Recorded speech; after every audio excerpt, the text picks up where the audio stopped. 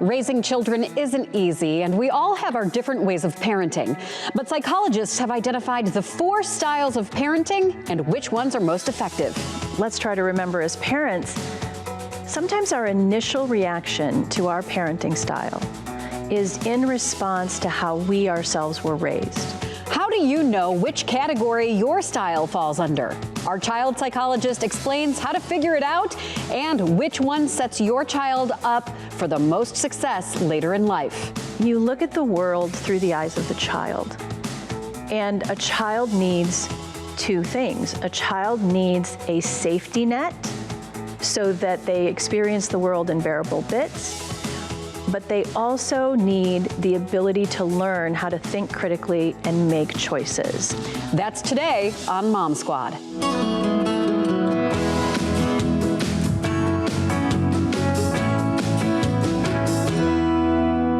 Hi everyone, thanks for watching Mom Squad. I'm Maureen Kyle. We all like to think that we are totally nailing this parenting thing. We promise ourselves that we won't make the mistakes that our own parents made, and we will raise kids to be fully functioning adults. A lot of their success depends on our parenting style. Psychologists have identified the 4 types of parenting: authoritarian, authoritative, permissive, and neglectful. One of our more frequent guests on the show, child psychologist Dr. Kim Bell, was the perfect person to talk about these parenting styles and how to know which one you are emulating at home. Kim, thank you so much for being here. Great to be here. I feel like all I see lately is parenting style articles talking about the different parenting styles, what's most effective, how it's going to affect our kids later in life. And there are 4, but you think that there's really 3 that we need to focus on. What are those 3? Okay, so you need to think about the way you parent on a spectrum. And on the far end, there's permissive, and on the other end, there's authoritarian. And then in the middle, you have authoritative. And so the permissive end is free-range children. So very few, if any, rules. If a kid draws on the walls or something like that, it's like, well, it's creative expression, and children need to explore their environment, and they need to be free from expectations and develop their own values and all of those sorts of things. Mm-hmm. On the authoritarian end, it is the exact opposite of that, and so everything is controlled.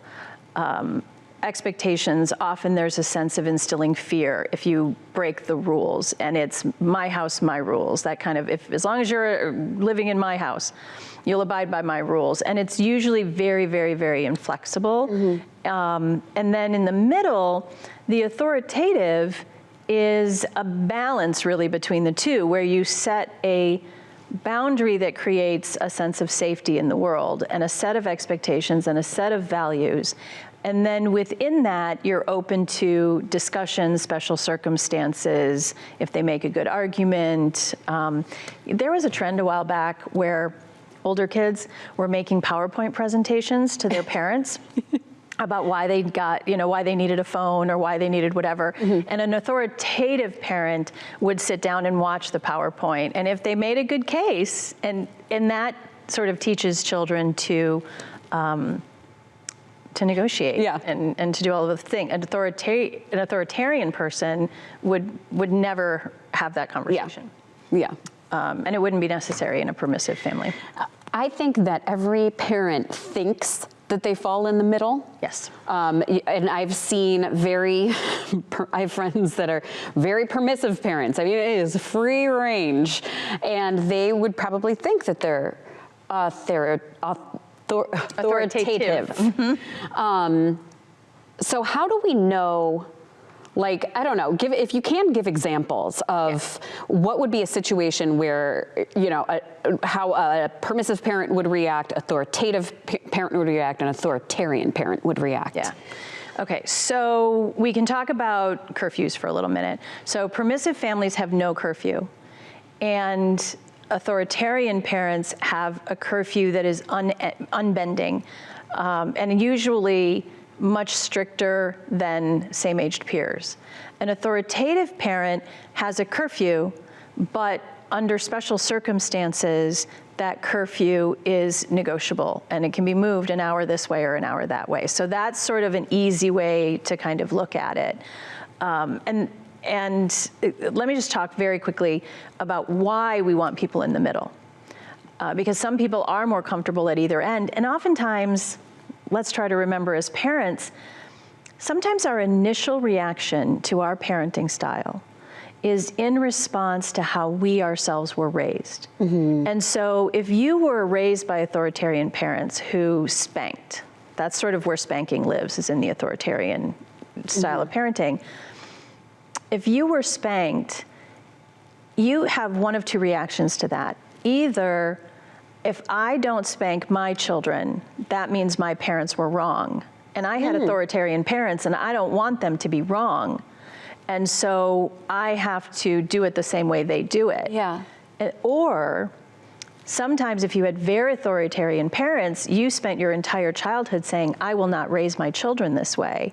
And so when you have children, you start at the permissive end in reaction to your own upbringing. Yeah. And what we find in the center is that that is the place, first of all, that develops leaders. Authoritarian, research has shown, develops a follower. Leaders come from this middle ground. And I've known people who were raised in very permissive environments who joined the military because they so desperately wanted structure and consistency and predictability. And so the middle ground is focusing on the type of parenting that your child needs. You look at the world through the eyes of the child.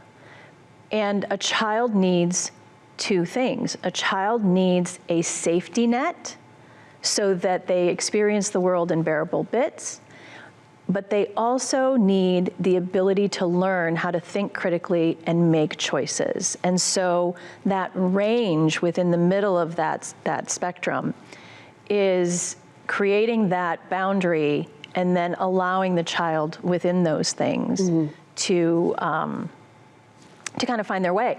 And it's going to be counterintuitive, but I will share it as an example that just came into my head. So a permissive parent, they're like, kids are kids. So what if they colored on the walls? The authoritarian parent may spank or may institute a grounding, like a long, usually grounding, because they're mad. Within the authoritative brackets, there's this sense of, this is not how you treat property. There are consequences to your behavior, and there's opportunity for restitution.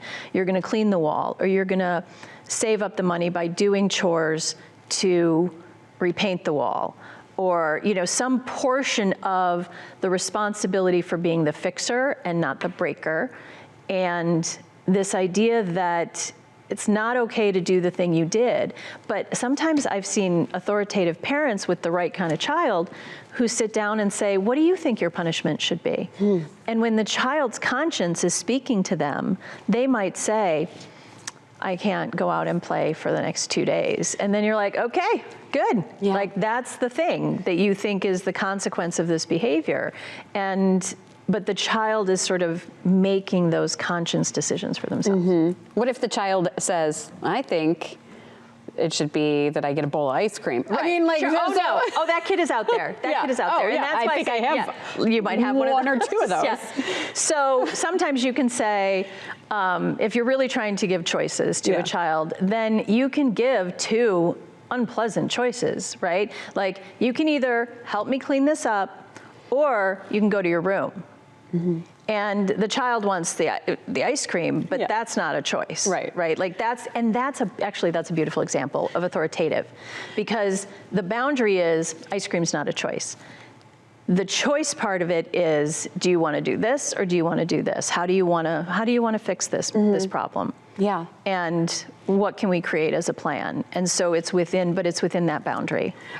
What age groups does that work for? All of them. All of them. So like, we should be doing this with toddlers all the way up through teens? Okay, so toddlers, you have to think of toddlers in a slightly different way, because toddlers are just experiencing things for the first time. So they are not, we tend to give them a lot more intention than they have. They are little creatures going around the world expressing themselves. And our job in those moments of mistake is to say, in our house, we don't bite. In our house, we don't hit. This isn't how we show love. This isn't, so you're really correcting them. And until you have your conscience developing, like the kinds of consequences of taking the iPad away or something, they don't have an impact on a toddler, those kinds of consequences, because they didn't know they did something wrong. You know when your kid has developed a conscience because guilt takes over. And you have to remember that the little kids, 3, 4, 5, 6, their conscience is way harsher than you are. Yeah. And so they're internally beating themselves up when they know they've done something wrong. And so you don't need to pile on. Yeah. I want to bring up gentle parenting and go into that a little bit, because that, I think there's a lot of misunderstanding about gentle parenting. And then there's a lot of, I don't know, I'm just seeing a lot of, I don't know if tongue-in-cheek social media posts about, you know, allowing a toddler to throw a plate on the floor and the parent is like, oh, well, you know. What exactly is gentle parenting and how does it fall within that spectrum, and how would it work effectively? Yeah.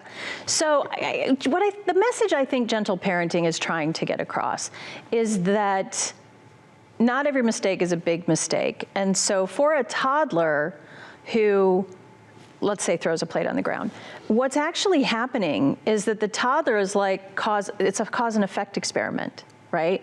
Like, oh, I'm mad and I did this and it's impulsive and it's like, and then it's like, oh, look what I did. And there's sort of a sciencey sort of thing if you can look at it and not be real angry. And gentle parenting is really encouraging you to feel with your child and to not get quite so angry. Sometimes I think the reason that it gets some of the criticism that it gets is because it feels too soft. You know, it feels too soft, like never yell at your child and never. And with any parenting style, I think if you really get down to it, they're trying to give a singular message. And you have to allow yourself to move within that message of like be in feeling touch with your child. But that doesn't mean all their feelings they're valid, but that doesn't necessarily mean they get to express them any way they want. You know what, I should have brought up this as an example, because this is where I see it pop up the most, is when parents are new parents, they're trying out gentle parenting and they have the toddler on their hip, you know, and when I say toddler, I mean like 1 to 3. Yeah. And the kid is just slapping the parent, you know, like, you know, when they're just in that phase of they're just like hitting a parent in the face. And then you have a parent going like, no, that's how you know, he's expressing himself. We don't hit, you know, and it's sort of like, I think that's where it comes up the most. Like in that moment when you're getting smacked in the face, you know, if I was the child way back when, my mom would have grabbed my hand and been like, we don't hit.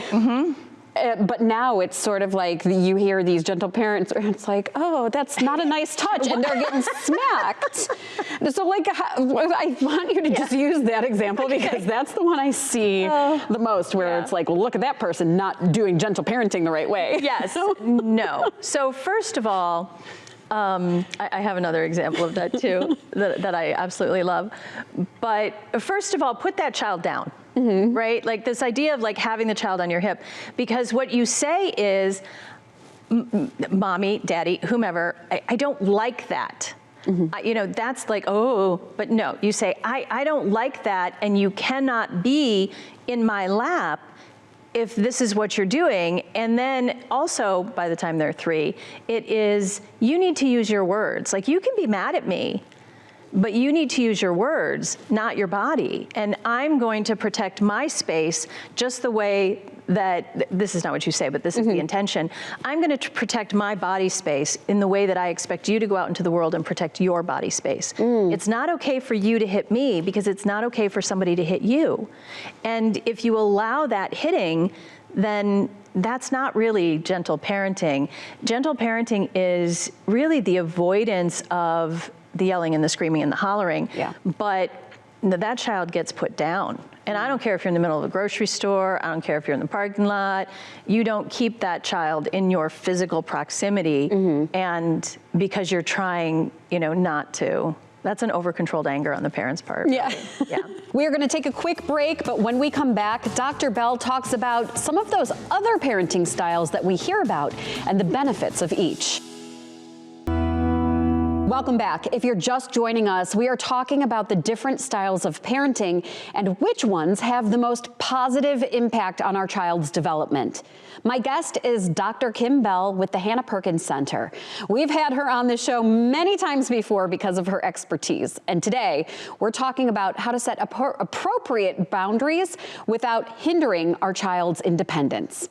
I want to talk about helicopter parenting and some of these other phrases that we hear, because as a parent, I hear, you know, permissive and authoritative, authoritarian, helicopter. Yeah. Now there's the new one, FAFO. You can go ahead and Google that because I'm not going to say it on any sort of broadcast. Yeah. But where do those fall in? Like I hear about helicopter parents. Does that fall into the spectrum that we're already talking about? So who would be a helicopter parent and where does that fall? So I would put helicopter parenting much closer to authoritarian. It's like it's instead of being an angry authoritarian, it's sort of this idea of a gentle authoritarian. And I think what happens is sometimes it's not my favorite because it is an attempt to overprotect your child from the world. And when I was a professor at a university and I was getting calls from parents about the difficulty level of my coursework that their kid was complaining about, that's what I call helicopter parenting. And trying to fix, handle, and change and clear the way for your child to have no conflict and to have, it feels gentle, but it is not at all permissive. It is very authoritarian because you're locking down your child's world into this like wrap them in bubble wrap scenario. And that is not a preparation for later in life. No. It's just not. No. And so that's why I put it on the authoritarian perspective, because it doesn't allow for movement and for mistakes, and it unconsciously sends a message to the child. I do not trust you to deal with this conflict. I don't believe you are strong enough to handle this disappointment. And it doesn't turn out well because the child doesn't have a lot of self-esteem. Right. So then what does that mean when they're in their 20s and all of a sudden they're on their own and they have to, I mean, I heard, somebody told me a story about like, a 20-something-year-old child got a job and the mom called, I mean, to like fill out the paperwork or something crazy where, like, so how does it affect, I mean, that's an extreme, but how does it affect somebody when they're starting adulthood, young adulthood? Well, and one of the most extreme, sometimes I use extreme examples because it kind of drives it home. So let's give an extreme one. Child actors. They don't do so well in their adult life because they have had all the roads cleared. All the roads have been cleared. They can ask for something and they get it. And then they become an adult and the world sours on them a little bit. Yeah. And they can't emotionally, they cannot handle the disappointment, the rejection. And so they fall apart. I mean, they just fall apart because they don't know how to overcome. The less extreme example is everyone gets a participation trophy because we feel like that's kind. Yeah. But we need to, like at our school, at Hannah Perkins, in the preschool with 3- and 4-year-olds, we do not call them friends. That's kind of helicoptering with teachers. Huh. We, like a lot of schools do, no hate. Yeah. But a little bit of disagreement that not everybody is your friend. And so one of the rules at our school is that if you want to play with someone, you walk up to them and you say, "Can I play with you in the block area?" And that child is free to say no. And then the teacher is there to help the child deal with the no, as opposed to dealing with the child and say, why aren't you being this person's friend? Like they're not in there fixing and handling and changing the situation. and making everybody friends. It's like, well, today he doesn't want to play with you. And you can say, well, that makes me really sad. And then they're like, well, that makes me really sad. And then the child is like, well, maybe tomorrow. Yeah. And we have 3-year-olds that are navigating these conversations with each other with the assistance of an outside force. Yeah. So that's the balance. I love it. I love it. I feel like maybe you have told me that, and I can't remember if it's been on the show or just when we've been talking. And it's so funny that you bring it up, because even the other day I have total opposite personalities on each end of my 3 children, where the oldest, if somebody had told her, you can't play with me, she would melt down and cry. And she probably could have used that as a toddler of learning how to navigate that. But meanwhile, my fiery youngest, because everybody has that spicy youngest, I told her, I said, if I ever found out that you tell another kid, you can't play with me, I'm going to be really disappointed. If somebody says and reaches out to you and says, I want to play, I was encouraging her to embrace that person. Should I be doing that, or should I let it all just, should they just navigate it on their own? I will never, ever, ever, ever tell a parent that they know that I know their child and what they need better than they do. Even children that I work with, no therapist can ever help your child without your assistance. It just doesn't work. Yeah. And so there had to have been an instinct in you as to why that was important for that child. And so for some kids, but you can say, I'll be disappointed in you. But if your child, you have to ask yourself, what would I do if, right? So if your child came home and said, well, I didn't want to play with that kid because, she hits people. And then you would be like, okay, well, in that instance, it's okay. Right. So you have to gauge sort of, is your child being a little bit of a brat about it? And you want to kind of straighten that up. And then yes, that's why I say it's a spectrum, and that not every moment is going to be exactly the same. And I think sometimes when we lay out a parenting style, and we call it something, then you think every interaction needs to be handled in this same way. And I'm saying, stay within these brackets, right? Within the middle, stay within these brackets, and then, use your best judgment. Yeah. And I had a parent say to me recently, it took me a while to figure out that I could change my mind. So if I took the iPad away for a week, and then I realized that I had overreacted, I can sit down with my child and say, okay, everybody's emotions got the best of them, and you have a conversation about it, and then you can say, it's okay to say, we can have it back tomorrow, or something along those lines. That's how you navigate the middle. There's a set of expectations with flexibility. Coming up, we've all heard the term F around and find out. It's now being used to describe a parenting style and going viral. Is it a bad thing? Dr. Bell answers that question after the break. Welcome back. We've been talking about how every parent sets boundaries, or doesn't, and how to make sure that we don't go to extremes when it comes to being strict. There's a phrase that I'm sure you've heard. I can't say the full terminology on any sort of broadcast, but FAFO parenting is a term that's taking off. So I asked Dr. Kim Bell if it's a bad thing. I want to get into that. It's F around and find out. We've all heard that phrase, and now that is becoming, I'm seeing a lot of articles about, FAFO parenting. Yeah. So who does that, where on the spectrum does that fall? It's a third. Well, I think even if you read up on that particular style of parenting, it really is in the middle. And what they're encouraging is the move. It's sort of the reaction to helicopter parenting. So is allow your child to experience negative consequences, but not like free range. The recommendation within that particular parenting style isn't like, well, let them find out what happens if they run into the street. No, we're not at that extreme. But it is. I think some of the examples I've seen, like Love and Logic, is very similar. The Love and Logic was very popular, and I really appreciate it. I had a parent who once said to her kids who wouldn't brush their teeth, well, next time we go to the dentist, you just tell them which ones you want to keep. And just brush those. Just brush the ones you want to keep. That's kind of a love and logic approach to something. And it fits in with this other parenting style. It's like, I'm not going to argue with you about brushing your teeth, but when you go to the dentist, oops. Yeah. You know, and I think the key in this parenting style too, we have to be careful of our aggression as adults because it seeps into strange places. And I think sometimes parents are like, see? And we don't want that, right? That's not part of that parenting style.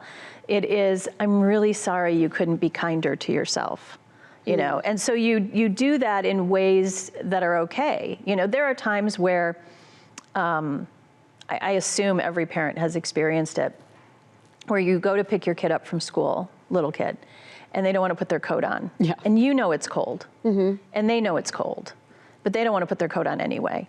Now, do you wrestle them to the floor and put the coat on, or as you're walking through the parking lot to the car, you say, I hope you'll be kinder to yourself next time, and you'll choose to wear your coat. I'm sorry that you're cold.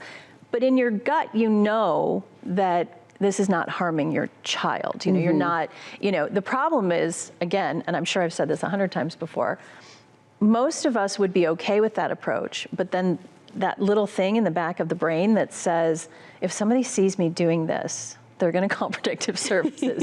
You know, like if they let me, you know, if they see my kid walking through the parking lot in their socks because they wouldn't put their boots back on, somebody is going to be like, what a terrible parent you are. Right. Then that's us feeling one way about us. Interesting. Yeah. And so you have to like block other people out and realize that, you know, like my child is going to be okay. Yeah. You know, If you could give one piece of advice to parents to find that middle ground, I know there's too much. This is why we have Kim on all the time. If you could, just so parents think about that framework, think about those, that middle spectrum, what advice would you give us to just, you know, what can we do on a daily basis to think, am I parenting within that middle ground?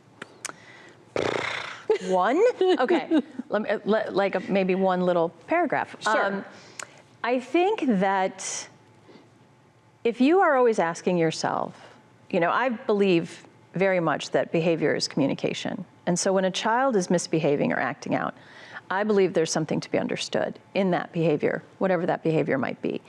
And if you remain curious about your child and the whys of their behavior, you stay in an authoritative frame of mind, right? Yeah. Because when we slide towards authoritarian, we are more worried about ourselves than our child's experience. You've pissed me off. You've hurt me, I'm gonna hurt you back. I want you to be afraid because I'm afraid of the world, those kind of things. But if you know that you're saying, why did this happen? And you get curious about it, then you're sort of in the middle. And you remain, the more calm you are in your parenting, the more you are in the center, right? The more you're calm. If you're having huge feelings about something, then you're gonna slide sort of one way or another. You know, that's when you get well, you can go live with another family. That's the wrong direction. Right. You know, those kinds of things. Yes. That's leading from a place of fear and pain. And kids are incredibly good at giving you their feeling. So if they're angry, they're really good at making you angry. And then they kind of sit back and watch, like, how are you gonna handle this anger? And if you have big anger, then how are they gonna learn to manage their own big anger? Right. So you have to, like a catcher and a baseball team, you're sort of there just fielding these things, and then you kind of wrap it around some love and hand it back to them. Yeah. That's authoritative. You don't fix the problem, you don't avoid the problem, but you wrap a little bit of love around it and do with and help the problem. That's pretty amorphous, but that's kind of how I gauge the middle ground. Yeah, I love it. Kim, thank you so much. We could go on and on and we on. could. Yeah. And we probably will, but thank you. This was so great. Good. Dr. Kim Bell, always such a wealth of knowledge. I hope this helped you as you try to navigate the difficult task of setting boundaries within parenting. And as always, you can catch all of our episodes streaming on your local news app and on our Mom Squad YouTube page. I'm Maureen Kyle. We'll see you back here next time.